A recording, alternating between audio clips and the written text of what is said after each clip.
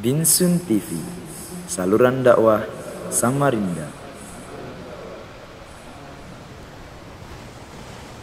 Bismillahirrahmanirrahim. Assalamualaikum warahmatullahi wabarakatuh.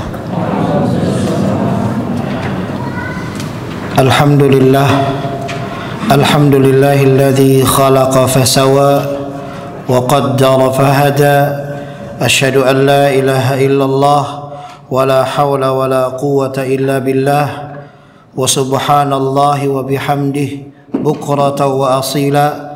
Wa asyhadu anna Muhammadan Rasulullah ar-rahmatul muhdah sallallahu alaihi wa ala alihi wa sahbihi wa man iktafa atharahu wattaba'a hudah. Alhamdulillah, segala puji bagi Allah Subhanahu wa taala, Rabb semesta alam, yang telah memberikan kita limpahan nikmat-Nya dan yang telah memberikan kita kesempatan untuk dapat berjumpa pada malam hari ini, yang semoga malam ini Allah Subhanahu wa taala berikan kita kemudahan dalam mempelajari syariat Allah Subhanahu wa taala dan melaksanakan perintah Allah sesuai dengan tuntunannya, serta menjauhi segala sesuatu yang Allah Subhanahu wa taala tidak ridhoi dan segala sesuatu yang Allah Subhanahu wa taala larang. Tidak ada upaya maupun kekuatan kecuali apa yang Allah Subhanahu wa taala berikan kekuatan kepada kita untuk dapat melaksanakan hal tersebut. Maka tidak ada kata yang pantas untuk dapat kita ucapkan dengan nikmat yang telah Allah limpahkan kepada kita, melainkan ucapan syukur kepada Allah Subhanahu wa taala, memuji Allah, mengagungkan Allah Subhanahu wa taala. Ikhwan wal akhwat rahimani wa rahimakumullah, jamaah sekalian, teman-teman sekalian yang dirahmati dan dimuliakan oleh Allah Subhanahu wa taala. Kita kembali kepada pembahasan yang akan kita bahas, yaitu terkait dengan sirah Nabi Muhammad sallallahu alaihi wasallam. Ada beberapa yang mungkin akan kita sampaikan terlebih dahulu, ya, sama seperti mukaddimah yang pekan yang lalu. Ada beberapa yang akan kita sampaikan. Yang pertama adalah terkait dengan aqwalul ulama, perkataan para ulama berkaitan tentang mempelajari sirah. Ya, kita ulang sedikit, ya. Semoga ini menjadi hal yang baik bagi kita dalam memurojaah pelajaran dan sebagai bentuk bagaimana perhatian para salaful ummah, ya, para ulama terdahulu terkait dengan mempelajari sirah. Yang kemarin sempat kita sampaikan adalah dari Ali ibn al-Husain. Dari Ali ibn al-Husain, berarti ini adalah buyutnya Rasulullah sallallahu alaihi wasallam, Ali ibn al-Husain radhiyallahu anhuma. Beliau berkata, kunna na'lamu maghaziyan Nabi sallallahu alaihi wasallam kama, ya, nu'allima suratan minal Qur'an. Kami mengajarkan terkait dengan peperangan Rasulullah sallallahu alaihi wasallam, sirah, sebagaimana kami mengajarkan Al-Qur'an, ya, sebagaimana kami mengajarkan Al-Qur'an. Kalau Al-Qur'an itu diajarkan perhatian lebih, diulang-ulang, dan seperti itu. Berkata Al-Imam Az-Zuhri fi ilmil maghazi ilmul akhirati wad dunya. Al-Imam Az-Zuhri mengatakan mempelajari sirah itu adalah ilmu dunia dan akhirat. Kemudian perkataan yang lainnya yang datang dari Al-Imam Ibnul Jauzi rahimahullah, semoga Allah merahmati beliau, ra'aitu al-ishtighala bil fiqhi wa sama'al hadith la yakadu yakfi fi salahil qalbi. Aku melihat kesibukan, ya, para talabul ilm dalam mempelajari fikih, dalam mendengarkan hadis. Dua hal ini tidak cukup sebagai bentuk tazkiyatun nafas, untuk menyucikan diri. Kata beliau, illa an yumjiza birraqaiq wan nadhra fi siyari salafis salih. Kecuali seseorang, ya, mempelajari bagaimana keteguhan, bagaimana kelembutan, dan melihat bagaimana jalannya atau sirah yang dijalani oleh para salafun saleh terdahulu.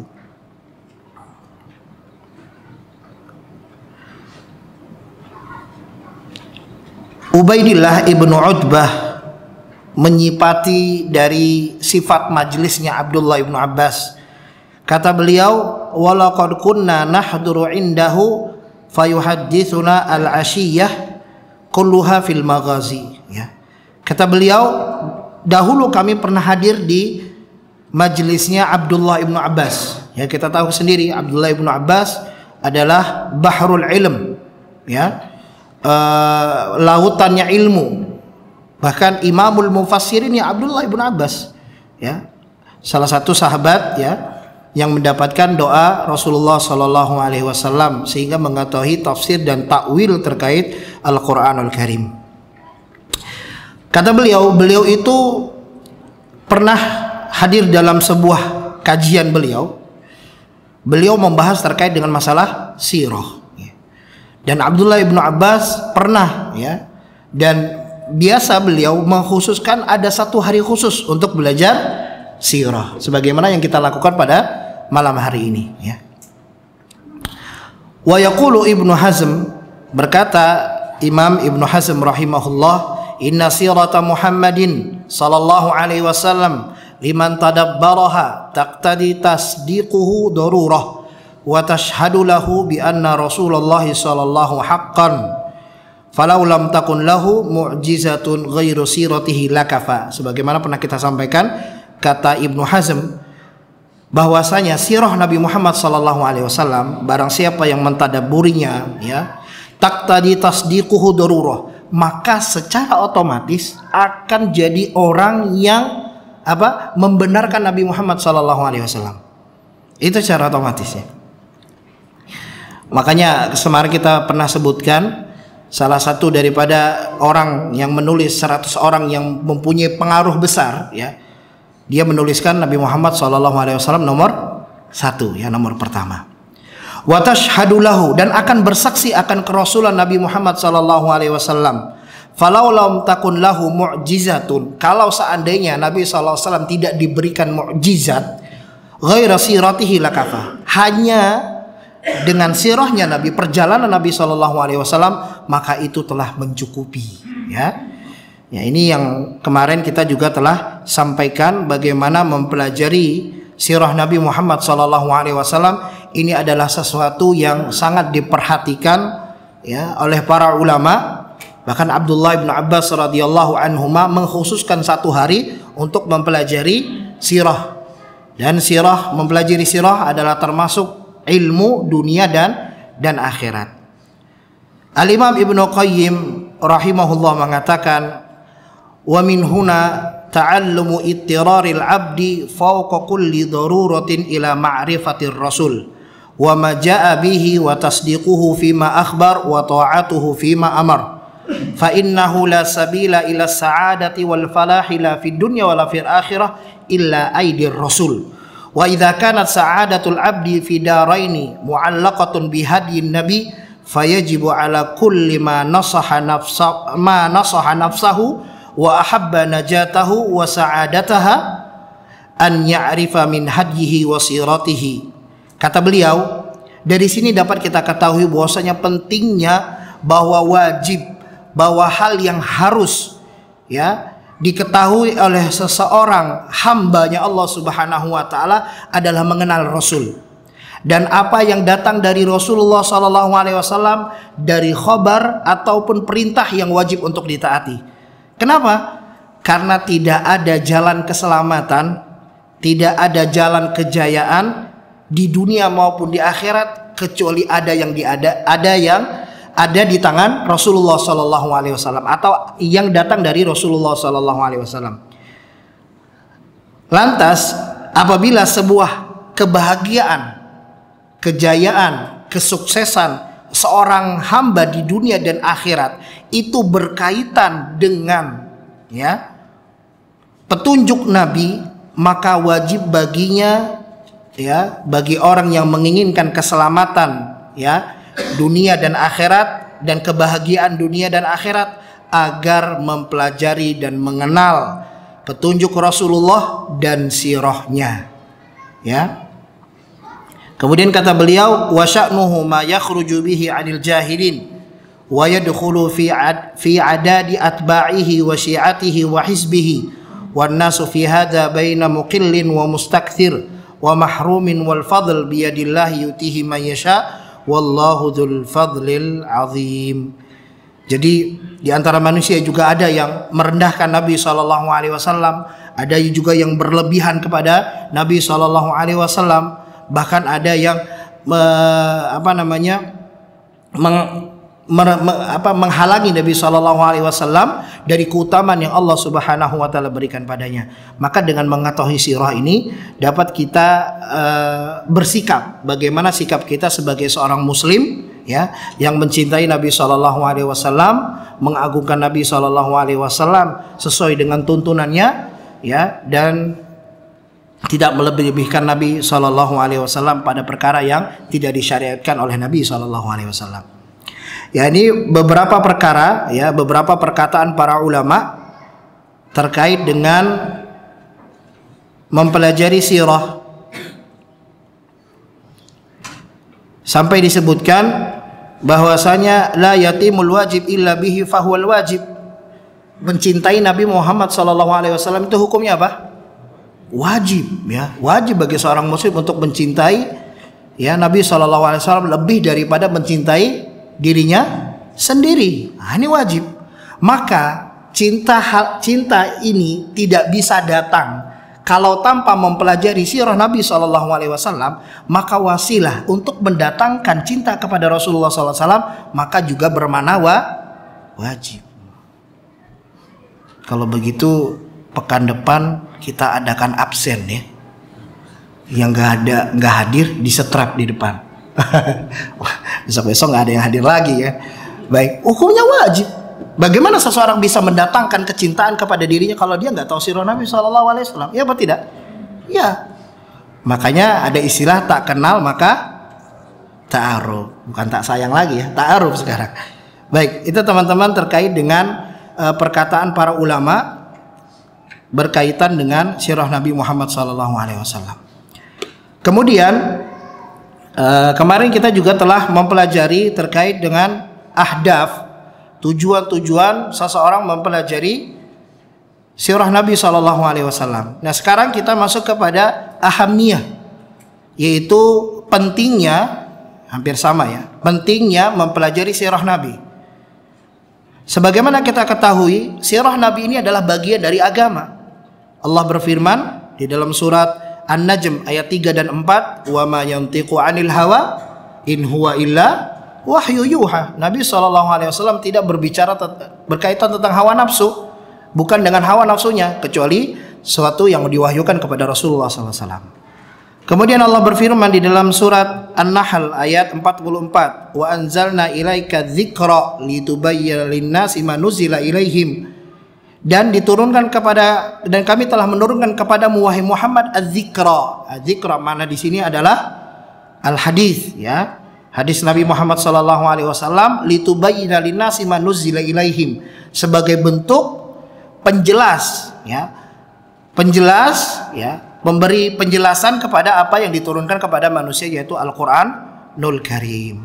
Maka seseorang tidak dapat mengetahui ya Al-Quranul Karim tanpa dia juga mempelajari hadis Nabi Muhammad Sallallahu Alaihi Wasallam. Yang pertama, Allahu Jalla Sha'nahu amarana fi tanzilihi bitadwini siratin Nabi Sallallahu Alaihi Wasallam wa sunanihi faqal laqad kana lakum fi rasulillahi uswatun hasanah. Allah Subhanahu Wa Taala telah jelaskan dan perintahkan bahwasannya di dalam diri Rasulullah Sallallahu Alaihi Wasallam ada suri tauladan yang baik, yang wajib bagi kita untuk mencontohnya dan mengikutinya. Dan tidak mungkin seseorang dapat mengambil uswah hasanah kecuali dengan mempelajari sirah Nabi Sallallahu Alaihi Wasallam. Ini yang pertama. Yang kedua pentingnya adalah bahwasanya mempelajari sirah ya adalah seseorang mengenal dengan sosok seseorang yang menjadi pemimpin ya, sayyidu waladi Adam, ya, sebagai pemimpin, ya, pemimpin anak cucu Adam alaihi salam. Sebagaimana Nabi SAW pernah bersabda, ana sayyidu waladi Adam yaumal qiyamah. Aku adalah pemimpin, ya, keturunan atau manusia di hari kiamat.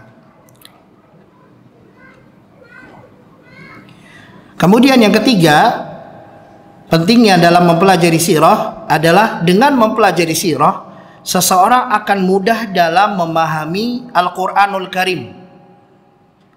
Karena katsiru minal ayat nazalat bisababi ahdatsin waqa'at fi sirah. Karena kebanyakan ayat, ya, turun itu disebabkan ada sebab. Makanya ada sababun nuzul, ya. Sehingga seseorang akan mudah bagaimana mempelajari dan memahami, ya, memahami ayat-ayat yang turun, karena di sana ada kisah berkaitan sebab kenapa turun. Kemudian seseorang dapat tahu bagaimana sikap Rasulullah SAW ketika ayat ini turun. Apa yang dilakukan oleh Rasulullah? Bagaimana sikap Rasulullah? Bagaimana sikap para sahabat ridwanullah alaihim ajmain ketika itu? Dan ini nggak akan kita dapatkan kecuali dengan belajar sirah, ya.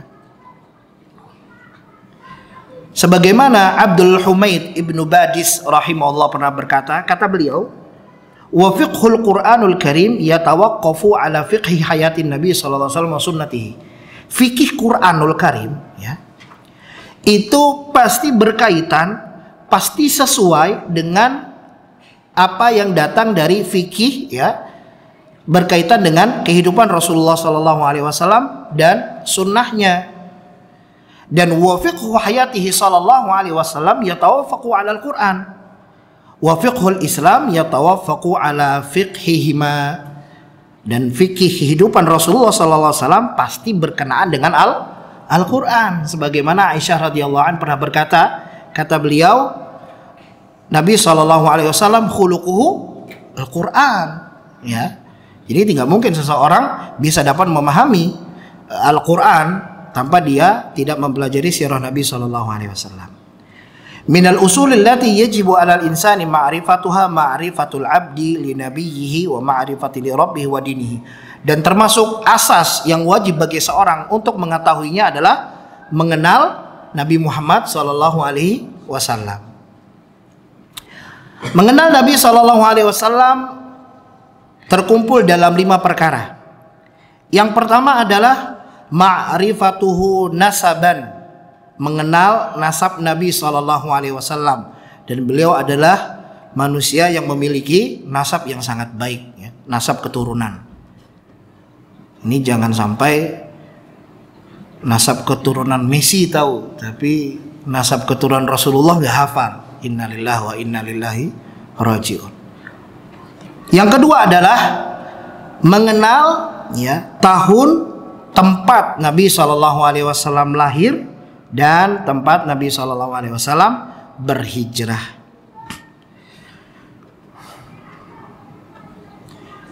Kemudian yang ketiga, mengenal Nabi SAW, nah, mengenal kehidupan Nabi. Nabi SAW hidup setelah diangkat menjadi Nabi adalah 23 tahun, ya. Kemudian yang keempat, bimadza kana nabiyyan wa rasulan, ya, apa yang menyebabkan Nabi SAW menjadi nabi dan diutus sebagai rasul. Kemudian yang kelima, dengan apa atau untuk apa Nabi SAW diutus dan mengapa.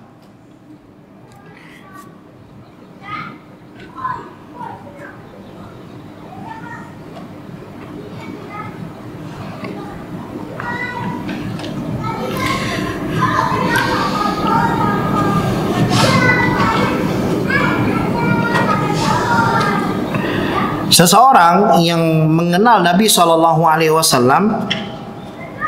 maka akan timbul di dalam hatinya 2 perkara, ya. Yang pertama adalah an nakuna aktsaru mahabbatan wa tabjilan wa ihtiraman wa tawqiran lil habibil mustafa. Kalau orang belajar sirah Nabi SAW, maka dia akan timbul di dalam hatinya kecintaan yang sangat besar, ya, memuliakan Nabi SAW, ya, mengagungkan Nabi SAW, ya, dan memberikan kedudukan yang tinggi di dalam hatinya terhadap Nabi SAW. Kalau Allah belajar sirah, ya, bagaimana kasih sayang Rasulullah, bagaimana Rasulullah berbicara, bagaimana Rasulullah berbicara kepada budaknya, berbicara kepada pembantunya, berbicara kepada istrinya, ya, berbicara kepada sahabatnya, ya. Bagaimana sikap beliau Rasulullah SAW ketika mendapati sahabatnya yang melakukan kesalahan, bagaimana sikap Nabi SAW ketika berbahagia melihat sahabatnya melakukan kebaikan, dan lain sebagainya. Maka ini akan menimbulkan, memiliki asar yang sangat kuat di dalam menumbuhkan kecintaan kepada Rasulullah SAW. Yang kedua, akan menumbuhkan at-ta'assi bihi. Orang kalau sudah cinta akan mulai mengikuti, ya, akan mulai mengikuti. Sebagaimana sebuah syair menyebutkan, innal muhibba liman yuhibbul muti'. Sesungguhnya orang yang mencintai itu akan taat kepada orang yang dia cintai, ya. Akan dia ikutin bagaimana tata cara berbicaranya, tata cara berpakaiannya, ya, dan seterusnya dari perkara kehidupan yang dia lihat, ya. Wa nahnu ma'murun bil iqtida bih, dan kita diperintahkan memang untuk mengikuti Nabi SAW. Laqad kana lakum fi Rasulillahi uswatun hasanah, ya. Kemudian sebagai bentuk daripada kecintaan seseorang kepada Nabi SAW adalah ketika dia mencintai Allah. Makanya Allah Subhanahu wa taala berfirman, "Qul in kuntum tuhibbunallah fattabi'uni yuhibbukumullah wa yaghfir lakum dzunubakum." Katakan wahai Muhammad, jikalau kalian mencintai Allah, maka ikutilah Muhammad. Dan kita nggak bisa mengikuti Muhammad kalau nggak mengerti tentang sirah Nabi Muhammad SAW. Dan di sini Allah Subhanahu wa taala menjanjikan bagi orang-orang yang mengikuti Rasul, maka dia akan mendapatkan kecintaan Allah, dia akan diampuni dosa-dosanya. Wala natamakan minat ta'asibi illa bi'arifati sirati, dan tidak mungkin seseorang dapat mengikuti Nabi kalau nggak mengerti tentang sirah. Ya, sebagaimana disebutkan di dalam hadis qudsi, ketika Allah Subhanahu wa taala mencintai hambanya, maka Allah Subhanahu wa taala akan mengabarkan kepada Jibril bahwa Allah cinta kepada fulan bin fulan. Insyaallah. Semoga Allah Subhanahu wa taala menjadikan kita orang-orang yang mendapatkan kecintaan Allah Subhanahu wa taala. Allahumma inna nas'aluka hubbak wa hubba man yuhibbuk wa hubba amalin yuqarribuka ila hubbik. Amin ya rabbal alamin. Kemudian setelah Jibril mengatakan bahwasanya Allah mencintai fulan bin fulan, maka malaikat Jibril akan mengabarkan kepada seluruh makhluk yang ada di atas langit. Dan kita ketahui bersama bahwasanya Jibril alaihi salam itu adalah malaikat pemimpin para malaikat. Ya, pemimpin para malaikat bukan? Dia pemimpin para malaikat, Sayyidul Malaikah. Makanya disebutkan di dalam surat At-Takwir, Allah menyifati malaikat Jibril muta'in sama amin. Dia ditaatin dan juga amanah. Makanya ketika Allah mengabarkan Allah SWT cinta kepada seorang hamba, maka Jibril juga mencintai orang tersebut dan mengabarkan kepada seluruh para penghuni langit bahwasanya Allah Subhanahu wa taala mencintai fulan bin fulan. Dan maka seluruh seluruh penghuni langit maka akan mencintai orang tersebut, dan cinta tersebut akan turun ke atas permukaan bumi kepada makhluk-makhluknya Allah Subhanahu wa taala. Ya. Ini tidak bisa didapatkan oleh seseorang kecuali seseorang tersebut mengikuti Nabi, dan tidak bisa seorang mengikuti Nabi kecuali dengan cara mengetahui dan mempelajari sirah Nabi Muhammad sallallahu alaihi wasallam. Kemudian mempelajari sirah adalah mempelajari ilmu yang sangat luas, ya. Pasti berkaitan tentang banyak hal, tentang akidah, ya, tentang hukum-hukum, tentang akhlak, ya, tentang dakwah Nabi SAW, bagaimana Nabi SAW berdakwah kepada fulan, ya, kepada satu kelompok, bagaimana Nabi SAW mengambil kesempatan, ya, untuk dapat berdakwah, yaitu ketika haji misalkan, Nabi SAW juga berdakwah mendatangi, ya, kabilah-kabilah, datang ke Taif dan lain sebagainya. Maka kita dapat mengetahui hal tersebut ketika kita mempelajari sirah. Kita belum masuk ke sirahnya nih, ya. Sabar, ya. Baik. Sekarang kita masuk ke pembahasan yang kedua, ya. Setelah pembahasan yang ketiga, mohon maaf, dari kita sudah bahas tentang perkataan para ulama, kepentingan mempelajari sirah. Kemudian kita masuk kepada pembahasan asbabu ikhtiyari jaziratil Arab muntaliqan atau mantiqan li risalatil khatimah, ya. Sebab-sebab kenapa jazirah al-Arab itu dipilih sebagai tempat turunnya risalah dan penutup dari risalah tersebut. Alasan yang pertama, ya, inna jaziratil Arabi ardun, ya, hurratun, ya, karena jazirah al-Arabiyah itu termasuk tempat yang tidak pernah dijajah, tidak pernah dijajah. La sultanu li ahadin 'alaiha mimman yu'adiwunna din min tilkal imperatoriyat al-mu'asirah kal Furs war Rum. Karena tatkala itu memang ada negara-negara besar, negara-negara superpower, atau kita bisa bilang negara-negara adidaya. Kalau sekarang negara-negara kuat seperti apa? Amerika dan Rusia. Wah. Baik, negara besar, akan tetapi Jazirah Al-Arabiyah tidak dilirik oleh mereka. Kenapa? Iya, isinya padang pasir, tandus, ya. Dan kebiasaan daripada orang-orang Arab, ya, kabilah yang disebutkan di dalam riwayat, mereka itu suka perang antara satu kabilah dengan kabilah yang lain. Suka berperang antara satu kabilah dengan kabilah yang lain. Mereka sendiri nggak akur. Dan tapi tidak dilirik dan diinginkan oleh kuasa besar ketika itu, negara besar seperti Furs, ya, dan Romawi. Kemudian alasan yang kedua, inna jaziratil Arab lam takun dzatu diyanatun muwahhidah ghalibatun fi sairi baqaiha. Jazirah Al-Arabiyah tidak memiliki agama yang menjadi ciri khas mereka, ya. Tidak punya miliki agama yang menyatukan mereka di dalam satu agama tersebut, nggak punya. Bermacam-macam yang mereka lakukan. Lakinnah ibadatun syatta. Ada yang menyembah malaikat, ada menyembah benda-benda langit, ada yang menyembah berhala, ya, dan lain sebagainya. Ada juga orang-orang Yahud, ada juga orang Nasrani, tidak sama seperti, ya, Persia dan Romawi. Kemudian alasan yang ketiga, fa innal awdha'a al-istima'iyyah fi jaziratil arabiyyah laha qimatuha wa makanuha fi dzalikal waqt.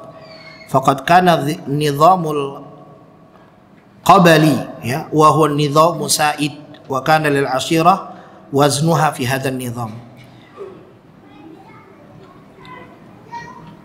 Yang berkembang di Jazirah Al-Arabiyah tatkala itu, ya, karena di antara mereka itu yang menjadi peraturan-peraturan yang berlaku di antara mereka adalah peraturan-peraturan yang berkaitan dengan kabilah masing-masing.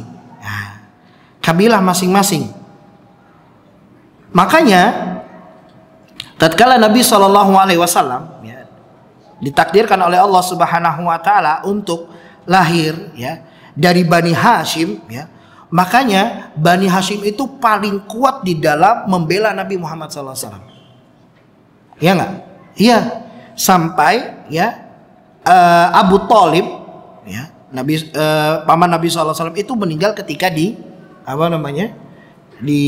boikot ya. Ketika di boikot, pembelaannya begitu kuat. Makanya ketika Abu Jahal berpikir bagaimana cara membunuh Nabi SAW, kalau dibunuh dengan satu kabilah, wah kabilah itu akan habis-habisan diserang ataupun dihancurkan oleh Bani Hashim. Pembelaannya sangat kuat, sehingga dia berpikir bagaimana caranya biar Bani Hashim ini nggak bisa apa-apa. Akhirnya dikumpulkan berapa? 10 orang dari kabilah yang berbeda-beda. Jadi seandainya dan dengan upaya bahwasanya ketika salah satu orang memukul, diharapkan semuanya memukul. Jadi Bani Hashim harus menuntut kepada 10 kabilah tersebut. Bisa dipahami teman-teman? Nah, ini menandakan bahwasanya kuatnya ya asobiyah, qabaliyah di Arab itu kuat sekali. Kesukuannya sangat kuat, ya. Kesukuannya sangat kuat. Sehingga hal ini diketahui juga oleh Khalid bin Walid radhiyallahu an. Ketika beliau mau berperang, ya, saya lupa ini pada peperangan apa. Ketika beliau berperang, melihat beliau ini, wah ini sudah mulai kalah nih. Sudah mulai lemah nih pasukan kaum muslimin.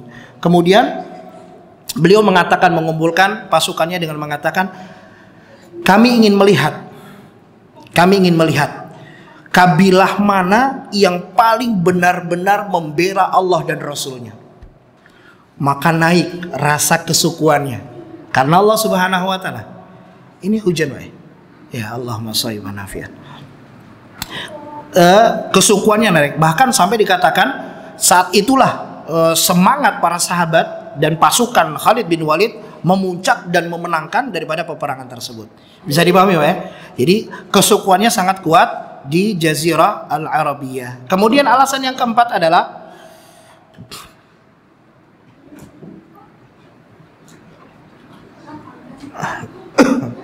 Innal Arab alladzina 'ashu fi jaziratil Arab wa fi Makkah khasu kanu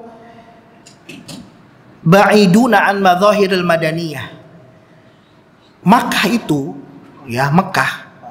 itu adalah tempat yang jauh dari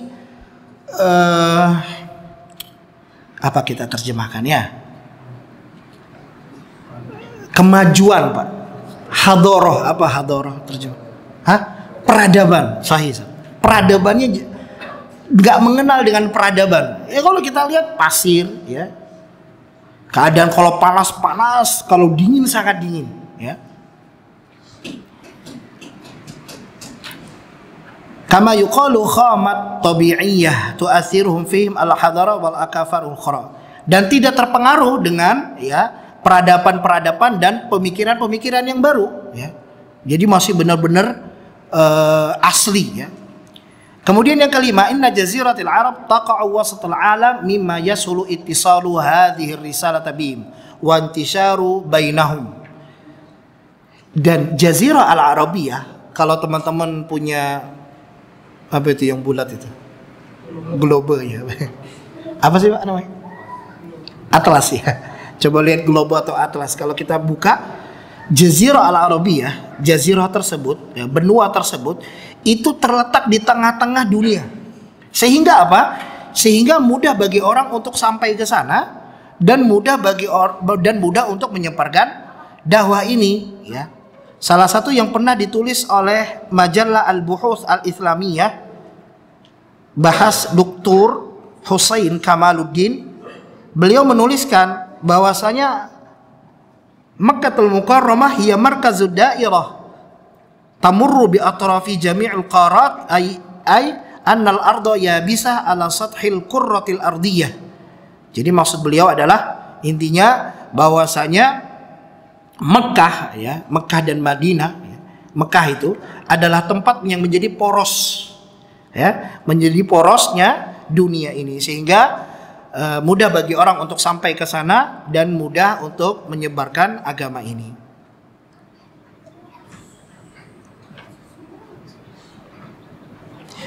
Kemudian Dr. Husain mengutip firman Allah Subhanahu wa taala di dalam surat Asy-Syura ayat ke-7, kata Allah Subhanahu wa taala berfirman, "Wa kadzalika auhayna ilaika Qur'anan Arabiyya." Demikianlah kami wahyukan kepada Muhammad Al-Qur'an dengan bahasa Arab, litunzira ummal qura wa man haulaha, agar kamu memberikan peringatan kepada kota-kota ataupun tempat-tempat sekitarnya, wa tunzira yaumal jam'i la raiba fih, agar engkau memperingatkan manusia pada hari dikumpulkan seluruh manusia, dan itu adalah kejadian yang tidak diragukan lagi. Kemudian yang keenam,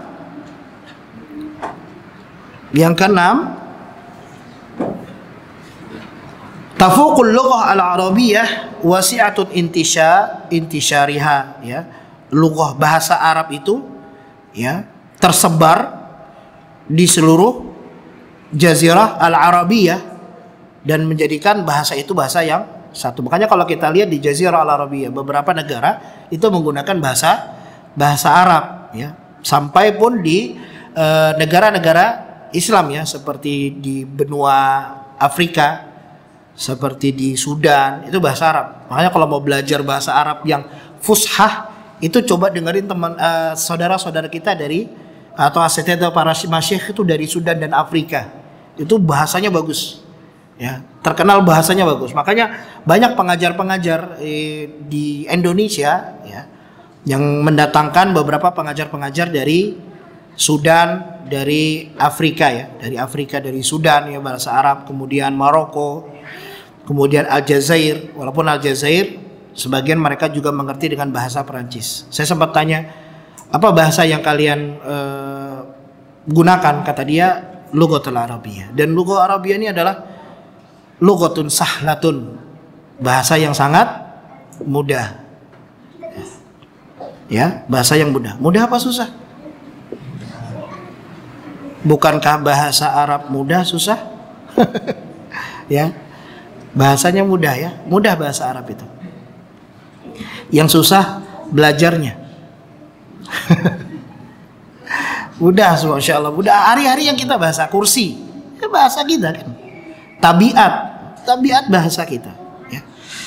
Dan banyak lagi bahasa-bahasa yang lain yang itu digunakan dalam bahasa kita Indonesia. Hari-hari saja, hari Senin, hari Selasa, hari Rabu, hari Kamis, hari Jumat, hari Sabtu, bahasa apa? Bahasa Arab, ya kan? Yaumul Isnain, Yaumul Sulasa, ya, dan seterusnya. Baik, kita lanjutkan. Udah masuk waktu Isya belum? Belum.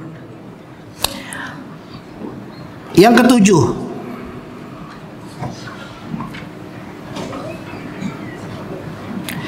inna Makkatal Mukarramah tatamayyazu biqasratil wafidina 'alaiha min zawaril bait wa hujajihi wa ashabit tijarah wa muntadiyatil adabi wasyi'r. Hadza yashalu intiqalir risalah ila jaziratil arabiyyah. Orang Arab itu, ya, mereka terkenal dengan utusan-utusan yang sangat luar biasa, ya. Karena banyak utusan yang datang ke sana untuk, salah satunya adalah untuk berhaji, ya, untuk berhaji. Min zawaril bait.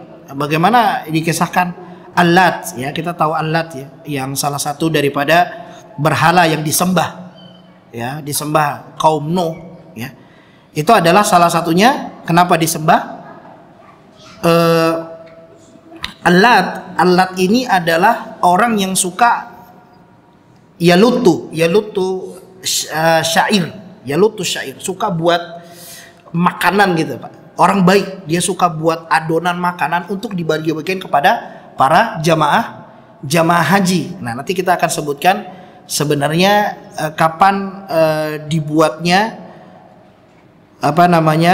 Ka'bah. Apakah di zamannya Nabi Ibrahim dengan Ismail, ataukah sebelumnya sudah pernah dibangun? Ya, ini, ya. Kemudian bagaimana sikap mereka terhadap orang-orang yang datang kepada mereka, ya. Masya Allah. Sampai di dalam sebuah syair syair jahili, mereka menyebutkan, kalau saja seandainya kami nggak punya kambing, kami akan memotong anak-anak kami untuk memberi makan kepada tamu. Ini cuma istilah, bukan berarti mereka dulu pernah kanibal. Orang Arab nih kanibal nih, anak-anak dipotongnya. Bukan, ini istilah. Saking mereka itu betul-betul memberikan kehormatan dan memberikan pelayanan kalau datang tamu. Bisa dipahami teman-teman ya? Baik. Makanya sebab daripada risalah diturunkan di Jaziratil Arabiyah.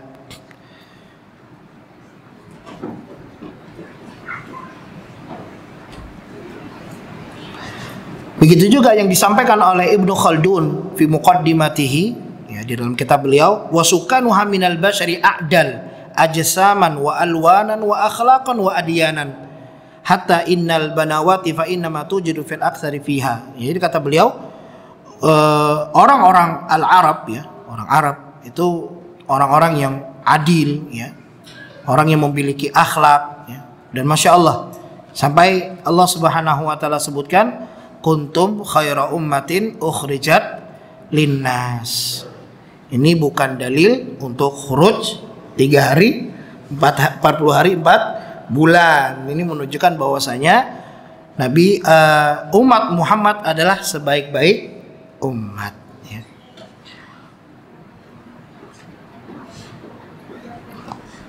Baik, itu 8 daripada kenapa, ya, Allah Subhanahu wa taala menurunkan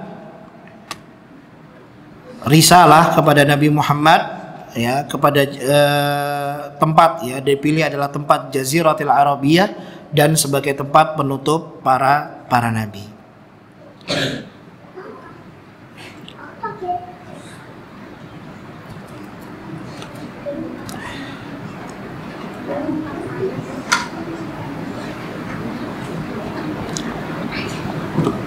Baik, kita akan masuk kepada nasab Rasulullah sallallahu alaihi wasallam.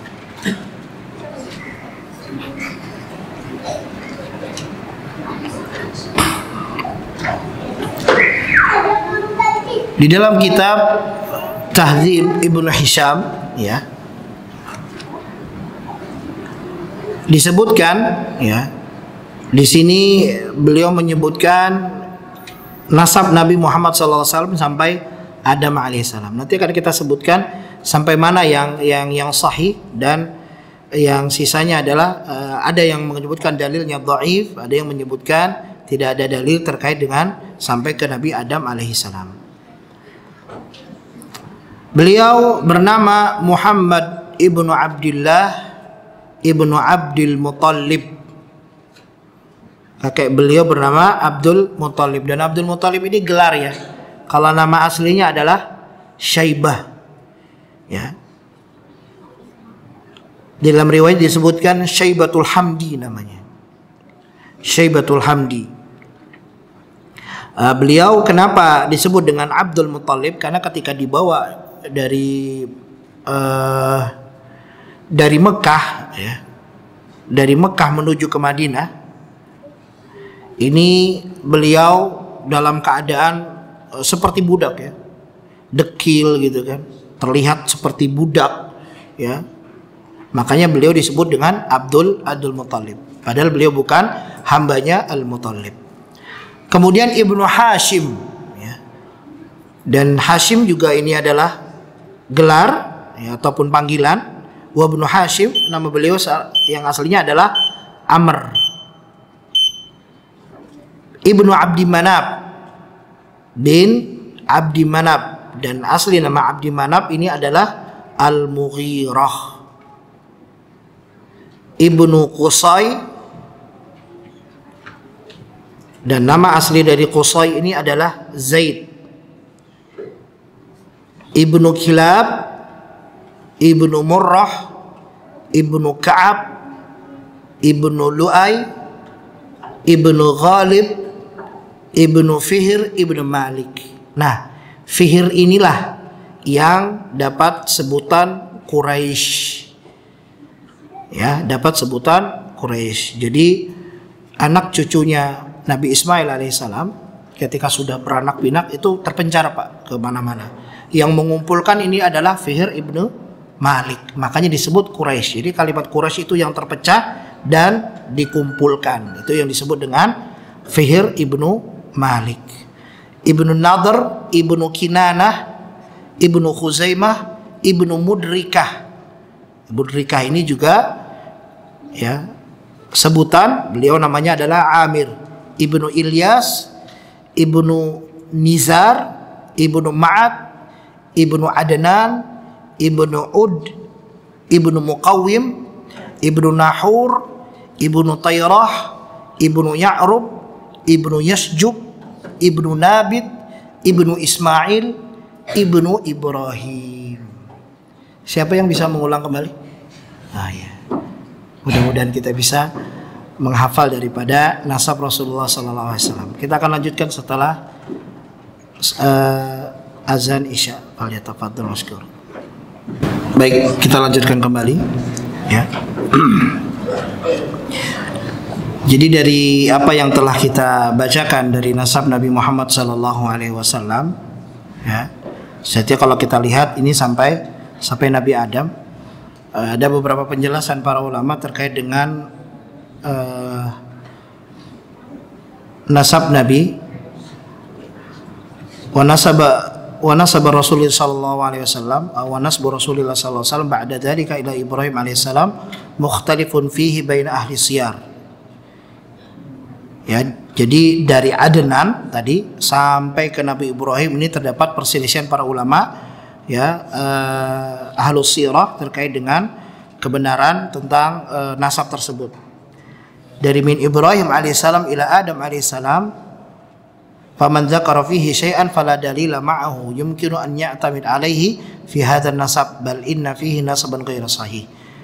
Jadi disebutkan di dalam kitab Fiqh Sirah bahwasanya dari nasab yang disebutkan dari Nabi Ibrahim sampai ke Nabi Adam, nah ini ada yang menyandarkan kepada nasab ini, ada juga yang tidak, karena memang tidak ada dalil yang berkaitan tentang hal tersebut.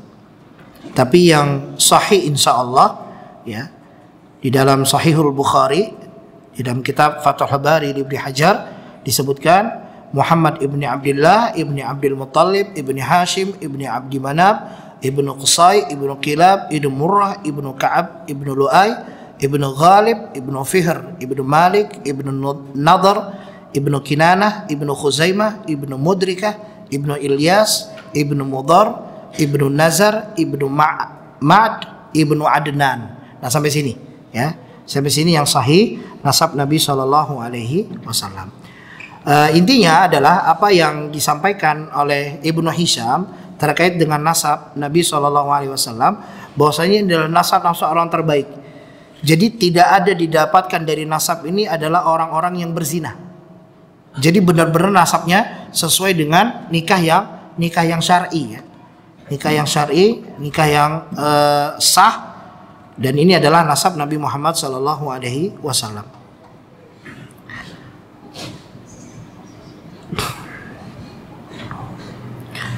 Kemudian kita masuk kepada nasabnya Nabi Ismail alaihi salam.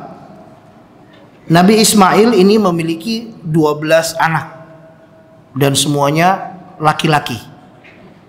12 anak semuanya laki-laki. Namanya Nabita wa Qaizar wa Azbal wa Misha wa Masma'a wa Mashi wa Dama wa Azar wa Taima wa Yatur wa Nabash wa Qaizum. Nah, kemudian fawalada Nabit ibnu Ismail. Nah, dari Nabit ini kemudian lahirlah ya Yasjub ibnu Nabit. Dari Yasjub, nah, Yasjub ini tidak fawalada Yasjub Ya'rab. Maka Yasjub melahirkan Ya'rab. Ya'rab Tayrah. Tayrah Nahur. Nahur Muqawwim. Muqawwim Ud. Dan lahir dari Ud Adnan. Ya, dari Ud ini baru lahir Adnan. Famin Adnan tafarraqat qabail min waladi Ismail. Maka dari Adnan inilah terpecah kabilah-kabilah dari anak cucu Ismail alaihissalam. Kemudian lahir dari Adnan ini 2 orang. Ma'ad ibnu Adnan sama Wa'ak ibnu Adnan. Adnan ya, fasarat ak, tadi ada dua ya Pak, Ma'dan sama Wa'ak. Wa'ak ini tinggalnya di Yaman ya, tinggalnya di Yaman. Kemudian Ak ini nikah dengan orang Al-Asy'ariyin, orang kabilah salah satu di Yaman, salah satu kabilah di Yaman. Makanya Abu Musa Al-Asy'ari itu dari Yaman beliau. Maka jadilah bahasanya ini bahasa yang satu di Yaman. Makanya kalau kita lihat disebut bahwasanya Nabi Ismail itu adalah Abul Arab, bapaknya Arab, maka istrinya itu atau ibunya Arab itu adalah Jurhum dari Yaman. Ya, makanya sebagian orang mengatakan Al-Arabu huwal Yaman. Arab itu ya aslinya adalah dari Yaman ya. Karena yang mendekati Sayyidah Hajar ya, ketika ditinggalkan oleh Ibrahim ya, di Makkah, maka yang mengetahui bahwasanya di situ ada air itu kabilah Jurhum. Kemudian wa walada Ma'ad ibnu Adan arba'atu nafar. Lahir dari Ma'ad ibnu Adan ini ada 4 orang. Nazar, Qudha'ah, wa Qanas, wa Iyad. Sedangkan Qadha'ah fatayamanat ila Hamir ibnu Saba ya. Kalau Qadha'ah ini tinggalnya di Hamir di Yaman ya. Kemudian wa Amaqals ibnu Ma'ad fahalakat biqayhatihim fi ma yaz'umu Nusab ibnu Ma'ad. Kemudian wa minhum An-Nu'man ibnu Al-Munzir Malikul Hirah ya, salah satunya adalah raja di Yaman. Nah, ada kisah tentang ru'ya Rabi'ah ibnu Nasr, mimpi seseorang yang bernama Rabi'ah ibnu Nasr. Rabi'ah ibnu Nasr adalah raja di Yaman ya, salah satu daripada Tababa'ah itu Ba. Jadi kalau di Yaman itu nama panggilan untuk raja itu Tuba. Kalau kaisar itu untuk Romawi. Kalau untuk Persia apa? Kisra. Nah, kalau untuk Mesir ya Firaun. Nah, ya. Kalau Inggris apa? Charles bukan? Charles 1, Charles 2 ya. Allah Ta'ala mana nggak tahu. Ya ini salah satunya. Dia bermimpi tentang mimpi yang sangat menakutkan dan mengkhawatirkan. Mimpinya mimpi yang sangat menakutkan dan sangat mengkhawatirkan. Dan seperti biasa, seorang raja pasti memiliki yang namanya para penyihir, para ahli tafsir mimpi, ya, dan para al-munajjim, ya, orang-orang yang ahli falak, ya, ahli ahli nujum, ya, peramal, dukun, ya, mereka banyak memiliki. Akhirnya dengan kejadian mimpi tersebut dia kumpulkan seluruh ya ahli sihir yang dia miliki, dia kumpulkan. Faqala lahum inni qad ra'aitu ru'yat halatni wa fadhi'tu biha fa akhbirni biha wa bi ta'wiliha. Kata raja, saya ini mimpi. Mimpi ini mimpi yang menakutkan, mimpi yang mencemaskan, mimpi yang membuat saya terbayang-bayang. Tolong kabarkan kira-kira takwilnya apa. Paham ceritanya teman-teman? Jadi dukun semua itu disuruh ngumpul, dikabarkan, saya mimpi yang mengerikan, menakutkan, bikin saya terbayang-bayang. Tolong takwilnya apa? Kata mereka, tolong ceritakan. Tebak kira-kira saya mimpi apa? Coba. Ya. Disuruh menebak, ini yang jadi masalah.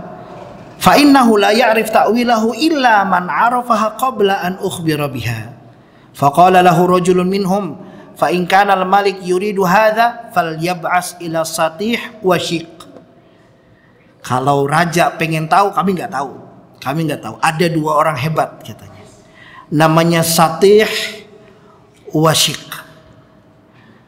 Satih sama Wasyiq.